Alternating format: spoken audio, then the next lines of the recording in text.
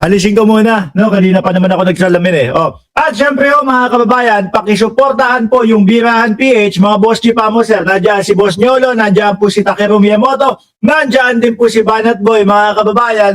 Nako, kapag ka po sapit nung bagong taon, mga bossing, nako po, full force na po tayo dyan. Wala na nga absent, lahat po nakabalik na. At meron din tayong mga bagong host na ilalagay dyan sa Birahan PH. Kaya kung kayo ay hindi pa nakasubscribe dyan, pindutin nyo na yung subscribe button. Nandiyan din si Ma'am Princess Paris. Pasensya na kung hindi ako madalas nanonood ng live sa replay. Pinapanood ko po. Salamat, madam. O, game na ho, mga kababayan. Nako, eto, si Ma'am Neng Gigi, nandiyan na. Si Leo, Glenn Tumala, nandiyan na din po. Ano ba umpisa natin?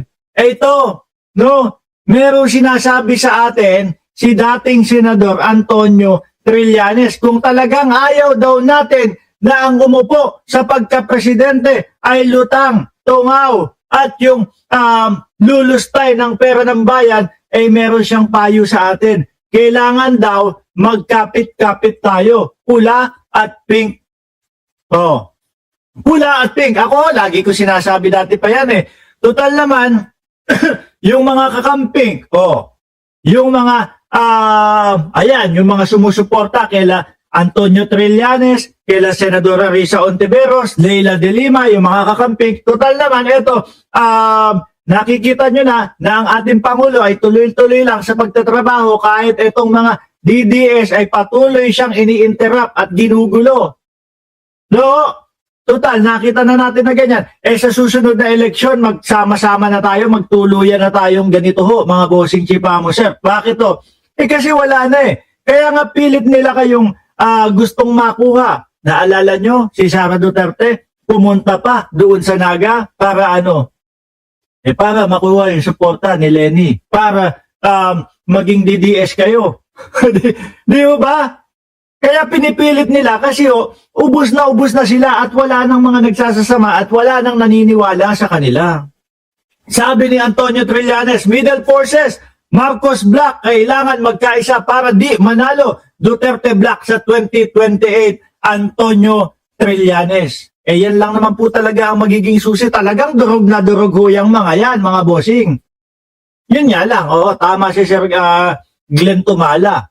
Tama si Sir Leo. Kailangan muna nilang lagpasan yung impeachment, kailangan muna nilang lagpasan etong kasong plunder ng vice-presidente.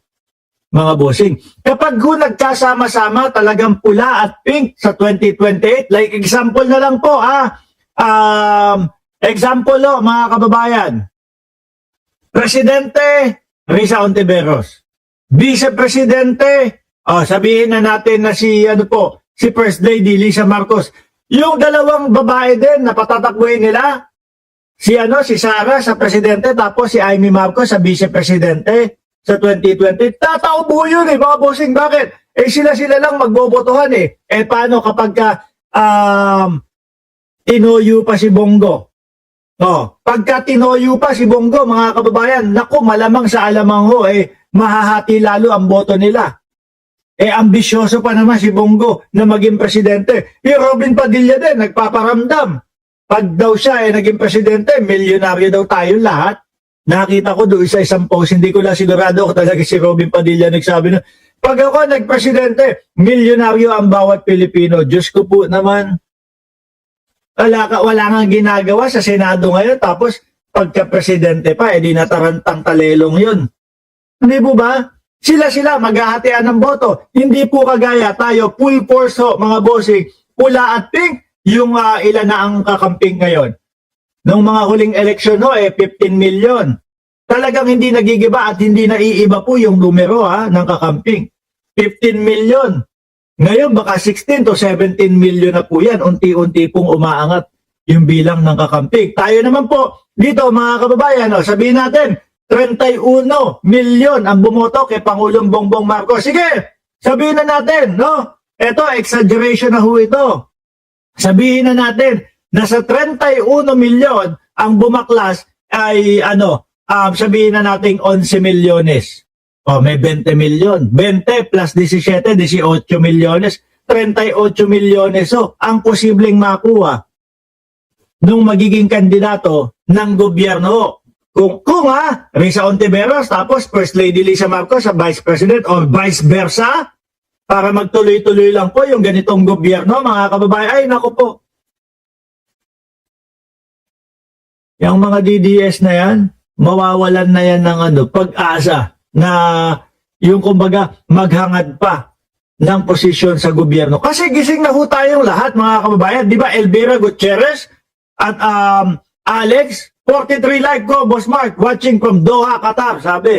Nagbigay ng suwestyon si dating Senador Antonio Sani Trillanes IV na kailangan daw magkaisa ng mga leader ng Middle Forces at Marcos base para masigurong hindi mananalo ang Duterte Bloc sa halalan. Kasi lalo na yung mga senador nila, pagka may mga nakakalusot pa dyan, magugulo lang naman yung mga lekat na yan eh.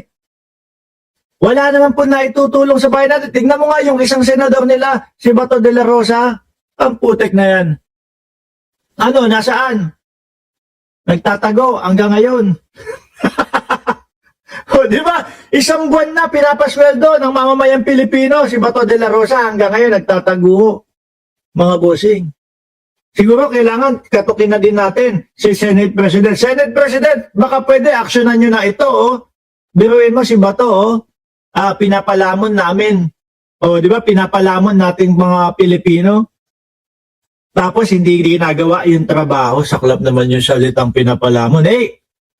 Yun naman talaga yun eh. Sweldo niya, saan galing? Sa mamamayang Pilipino. Di ba, mga kababayan? O, tuloy. Ayon sa naging panayam ng political analyst na si Richard Darian kay Trillanes na naka-live sa kanyang Facebook account nitong Biyernes, Disyembre 12, sinabi niyang nahahati ngayon sa 4 ang panig na political. Ako ang nakikita ko, 3. No? 3.